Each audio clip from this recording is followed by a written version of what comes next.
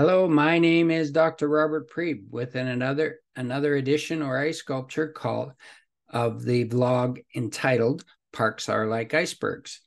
I created this vlog about a year ago to share my 30 plus years of parks and urban planning experience in the Edmonton area, and as well as combining that experience with my recently completed PhD studies using institutional theory, looking at how parks decision-making occurred in Edmonton, in particular in the 1960 to 210 period, using in concert with the community and the development industry. So that's what my vlog is about. Today is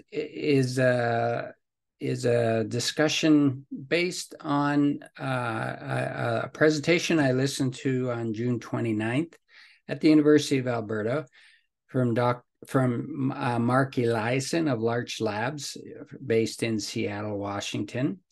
And it was on affordable housing. He was invited by Michael Jans, a local councillor in Edmonton, and he was also supported in the presentation, I assume financially, by various groups, including the Alberta Professional Planners Institute.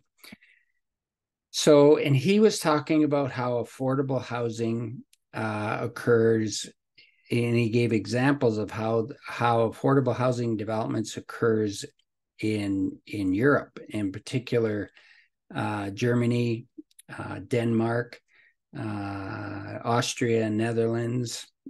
So where the development culture is very different, and where the cultures themselves, the people cultures, are very different, and by their nature are also more dense. The development is more dense than what is here. We're in this period of trying to move to more sustainable forms of development, transitioning from single-family homes into multifamily homes. So it resonated with me for a number of reasons. First of all, plans like City Plan in Edmonton and other municipal development plans, which is the big picture planning documents, all talk about sustainable development. Even though that term is not well defined, and typically when it is defined, it's in high, fluffy words like providing a diversity of housing types, providing green spaces, providing economic development, providing socially connected places and spaces, providing parks and recreation and associated services. So sustainable development is a term that's thrown around, but the actual how is not well articulated in city plan. It just says we're going to do all these things, and by implication, they're almost saying we're going to do it all at once. So in city plans suggests in Edmonton, we're going to, in the mature areas of the city, we're going to add 600,000 people, if I recall correctly, into the mature areas of the city that are largely dominated by single-family homes. So that's pretty ambitious. I think it's an aspirational goal.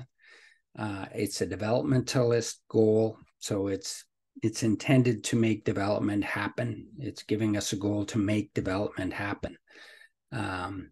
So the question becomes how. So Michael Eliason talked about viewing housing beyond the narrow scope of housing. So what he was talking about was you need to think about housing both in terms of affordability, and you need to talk about housing in terms of the ecological footprint of the development. So in that regard, I think he was recommending 6 to 7 story buildings that happen regularly in places like Berlin. The picture behind me is a picture from one of those complexes. And he talks about the need to design our buildings and surrounding spaces to reduce social isolation. And that social isolation was the thing that drew me into this presentation, because parks are all about drawing people off their couches into the neighborhood, meeting with their neighbors, talking with their neighbors, developing physical health and wellness, mental health and wellness, reducing stress through exercise or just talking with your neighbor, reducing social intolerances. So I think what Mark was talking about was you can build your buildings in ways that connect people to start to reduce social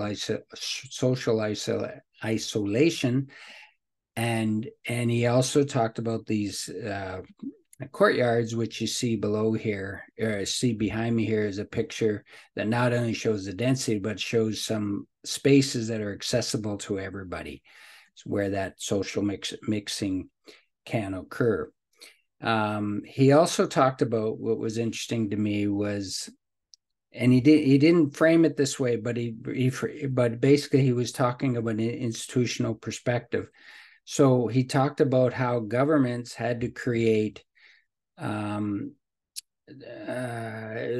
to create rules around which the development industry would participate, that were required to participate to build integrated housing. So build 6-7 story buildings.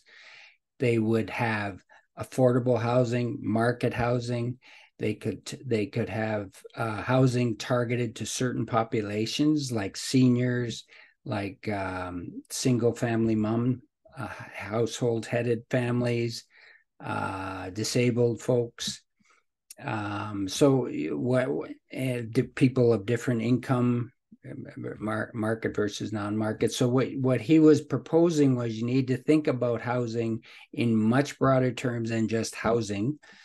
Getting a housing complex built here or anywhere else, you need to think about ecologically and socially. And so I thought he had some really good ideas there, and he had some recommendations for physical space. But the institutional part was quite interesting to me.